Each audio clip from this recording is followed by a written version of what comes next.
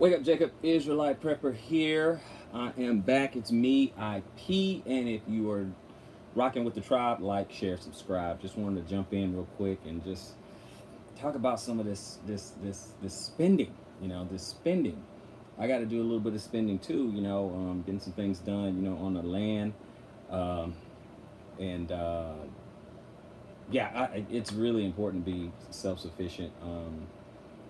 One thing we have to learn, and this is a quick aside, but before I get into the whole purpose of me jumping on this live stream, is that I'm learning that when you come from a big city, I was in Houston, born and raised Houston, Texas. I was in Phoenix, Arizona, and when you come to a small, when you come to a small town, small area, one of the things you have to realize, and I'm learning firsthand. I mean, obviously people have told me before, but I'm learning firsthand that people go at a much slower pace.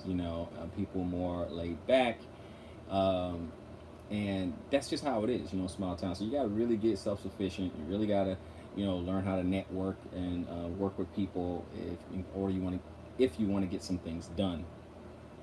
Coming from the big city, it's hustle and bustle. It's, hey, let's get this done. Okay, it's bam, bam, bam, bam. Someone call you, call them back. It's just really, really, really hectic. Shalom, shalom, Nicole, Sister Nicole Hawkins. It's just one of those things. It's hustle and bustle. You got to get things done. You have to uh, really just be after it. That's the pace. That's the pace of being in the big city. But then when you come to smaller areas, you have to slow down, right? People want to take the time to get to know you, and try to build, a rapport and stuff like that, right? Because some people, they stick to themselves, and people can be neighborly and everything, but it's like, slow down, kind of one of those, city slicker type things. It's like, slow down, you're going a little too fast. So, I was trying to get some work done with a guy or whatever, and was supposed to call me back and everything. It was kind of strange to me, but he called me back almost a week later, like 5 days later or something like that. So, I'm not super used to that, but that's just how it is. Checked around, and that's just how it is. So just kind of keep that in mind. So one of the things you should do, if you do come out and you're able to come out, with help, you'll be able to get some work done, a little bit faster. Right now it's kind of solo. I do have some brothers out here who they're willing to help and everything, but you have this lockdown, right? And coming out of this, there'll be a lot more help and be able to get some things done. Everybody's doing their thing individually on their own land and getting, what they can get done. But, a lot of them are already set up. They're already set up. They've been out here for a while. It's a little bit different when you just now, getting out there, and there's only so much you can do. But, you just got to learn some of those things. And I just want to let you guys know, for those who are trying to come out to smaller areas, and you're coming out pretty much by yourself, or you're coming out with maybe wife and kids. So just letting you guys know, to have a heads up on one of those things. Shalom, shalom, Kimberly Wells. How's it going, sis? But the reason I wanted to do this live stream actually was because I was looking at this here letter, this article actually, and it's talking about the U.S. Treasury will borrow a record $3 trillion this quarter as stimulus spending soars. Okay, so that's just this quarter. Okay, these guys been spending money like it's just, it's just helicopter money. It's just out of thin air. And the thing is, in school, we were not taught money. You weren't taught money. You were talking about, economics and stuff, but that is so detached. They give you the basic, supply, demand, stuff like that. But they didn't tell you about money and how it affects you directly. And right now, you guys, we are all starting to feel those effects. We know that the supply chain is disrupted. They're slaughtering chickens and cows. We don't really care about pigs, but they're slaughtering chickens and cows and things like that. And because there's nowhere to go. Farmers they're growing certain things, but they're dumping milk and things like that because the supply chain has been messed up. This has been a huge disruption to our way of life. And we have to understand how these things, work. So they're printing money, printing money, printing money. And what you have to understand in basic economics of money is that, when the supply of cash goes up, then the value of said cash goes down because it's so much.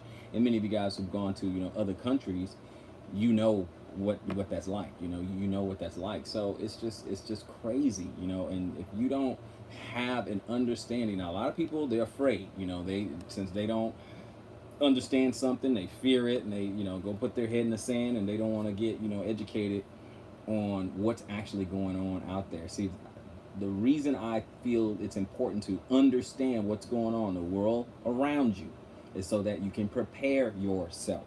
Okay, we are transitioning from an information age to a digital age, right? And so we know that there's going to be some huge changes in how we're doing it. We're looking at a dollar just crumbling right before our eyes. A lot of people don't get it, but the dollar is crumbling before our eyes. And they're going to switch to something else, okay? It's probably going to be a digital currency. Now, I'm not saying run out and get digital currencies and stuff like that, because, I mean, you don't know what you're doing. But it's going to be a time where we're not going to be dealing in cash, and we're going to be dealing in something. So what I am saying is get educated, okay? Get educated, right? So some people, they don't want to get in position. They want to position themselves to where I don't use any digital money at all. Hey, that's fine. I get it. Okay, I get it. I think that the mark that we all talk about, I think it will be somewhere in crypto. I don't think it's gonna be all cryptos, because remember, it's gonna be a universal, everyone needs to use it kind of thing. So you got to watch out for that. You got to watch out for where everyone's going to have to use it, things like that. But hey, I'm not for to argue anyone's doctrine and their theory or anything like that. I'm not here for that. It's just that you got to be prepared, right? You want to be educated. So what is going on in the world so that you can avoid, okay? So that you know what to do. So if that's coming up, and you got a mortgage, or you got car payments, and you got whatever, and then all of a sudden the dollar go away, then how do you pay for those things? You say, okay, well, I'm just going to let it go. Okay, so how do you get, you know, yesterday I said advertising from a digital currency credit card. Yeah, I see. Good morning, brother Evan David. I see. So digital yesterday. If you can find that commercial or something, just stick it in the comment section if you don't mind. I wouldn't mind checking out that commercial. So I'm not telling people go run headlong and into the whole digital space, and jump in and not know what the heck you're doing, right? But you do want to at least know what's coming down the pike, and you want to know what you want to educate yourself, so you know how to pivot, how to move around, how to navigate. Some people will get in there and say, you know what, I'm gonna get a little bit and then get out. As long as it's not mandatory at this point, okay, you're fine. When they start saying you got to do this, you got to do that, I mean, that's when it's time to get out. So you got to educate yourself. But let me look at some of the high points. Okay, they have this article there. I'm not going to read the whole article, but I will just hit some of the highlights. Right, just some of the highlights. It's on Forbes, and it just came out like today or yesterday. What is it? Yesterday. So it says the Treasury Department said Monday that it will borrow $3 trillion during the current quarter to cover the massive cost of the federal government's response to the coronavirus crisis. Now, here's some of the bullet points. It says over the last 2 months, Congress has authorized more than $3 trillion in emergency stimulus spending via 4 packages of legislation designed to cushion the economic blow of the virus that has forced business closures, furloughs, and layoffs on an unprecedented scale. Again, just printing it just out of thin air, just out of thin air, guys. I mean, I understand. Don't get me wrong. I understand people being laid off, losing their job. They still have bills, they still have to eat, and the government coming in and helping with that. I understand why they did it, but this free money is coming with a cost, right? It says to come up with the cash to cover the stimulus measures, the Treasury plans to issue a jaw-dropping amount of debt. Yeah, it's going to be a whole lot of debt. And what do you think the other governments, okay, around the world, how do you think their confidence is in the dollar if they see us printing it into infinity and beyond? What do you think they're thinking? Okay, what are their confidence level? The Treasury said the new debt will also cover tax revenue that has been delayed until June and increase in the assumed end of June Treasury cash balance. Adding more debt, right? Next bullet point. Last quarter, the Treasury borrowed about $500 billion, and it plans to borrow another $677 billion in the third quarter. More money. So the government's going to the Fed and Treasury, borrow some more money. How are you going to pay it back? You see? So that's why you're going to have the death of the dollar. The dollar is going away. With interest rates near historic lows, 10-year Treasury notes are currently yielding about 0.6%.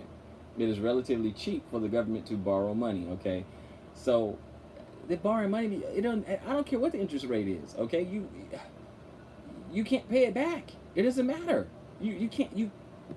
So they're gonna keep doing this, guys. They're gonna keep doing it, keep doing it, keep doing it. And what the bottom line, the key takeaway is, the more money they print, the less valuable your money is.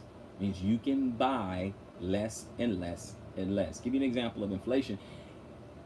$100 in 1920 went a hell of a lot further than $100 in 2020. Think about that. Think about that, guys. This is getting very, very bad, very, very scary. Money will be obsolete soon. Yes, it will be all digital companies. Absolutely, Sister Kimberly. I absolutely believe that. It's going to be, we're entering the digital age. It's going to be all digital. It's going to be all digital. Okay, so it's best that you educate yourself on it. Now, again, they have to agree and have some sort of consensus on which is going to be, the one, which is going to be the one, unless all the governments are going to have their own personal little crypto or whatever. But right now, out there, just somewhere just sub 3,000 different cryptocurrencies, right? Now you have something like Bitcoin, which is the grandfather of them all or whatever, and it's probably about 65% of the market, of the crypto market. Okay, it makes up 65% of the market cap on cryptos, and then all the rest. Now remember, you got almost 3,000 cryptocurrencies out there. Okay, you got about 3,000.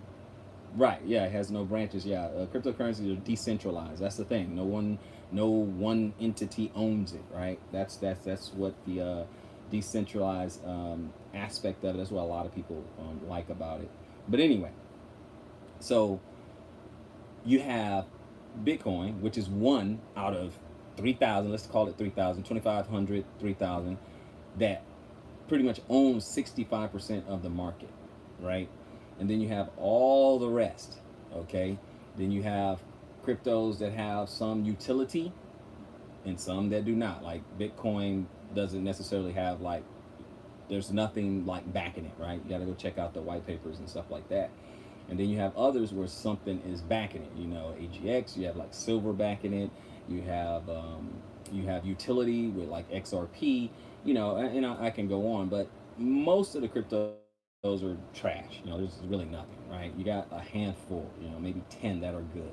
Okay, at this point, roughly, but probably about 10 of them that are good or whatever, or has utility, or has backing, or has confidence, or whatever the case may be. Again, all I'm saying is just educate yourself on it.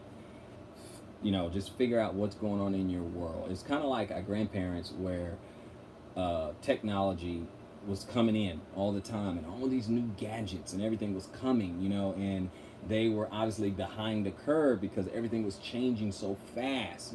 Everything was just coming rapidly, and I don't want you to be the same way. You get caught up, right? You get caught up. And I want you to move from education, not fear. Move from education, not fear.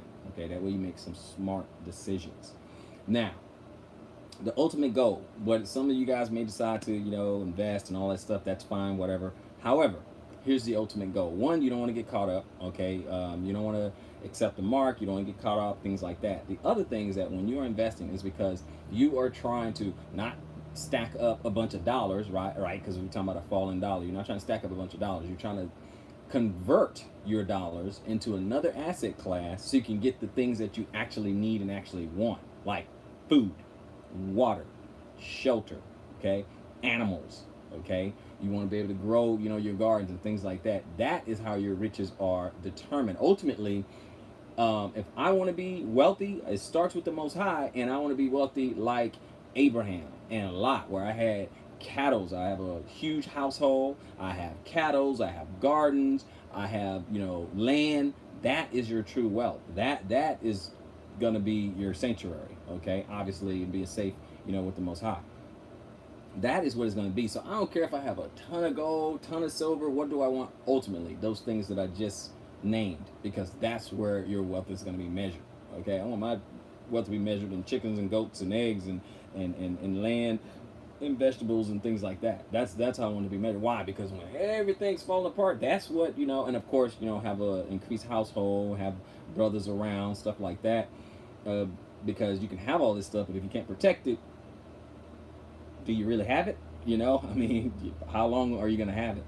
So, gather ye together, O nation undesired. We have to, we have got to get smart about this. We have got to, make some decisions. And right now, with the states and things are opening up, people are going to start going back to normal, right? And this is an opportunity to make some fast, swift decisions. Do what you have to do. Make some fast decision. Squeeze the trigger on some things, because another shoe will drop. This plague.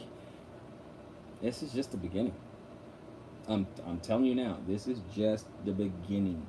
Another domino will fall, and another domino will fall, because there is a chain reaction when you have this type of disruption. Look at the government scrambling, being desperate with what they have to do. Being desperate, just printing money, trying to stimulate the economy, going further and further and further into debt, and just devaluing the dollar. It has nowhere to go but to zero. So for now, they're going to do QE to infinity and beyond. So before I let you guys go, like, share, subscribe, hit the thumbs up button. I don't want you guys to miss any of it. And also hit the notification bell, because if you don't, then YouTube is not going to tell you that another video has come out. Appreciate you guys joining me. I want to hear from you, and I will see you all on the next one. Israelite Prepper.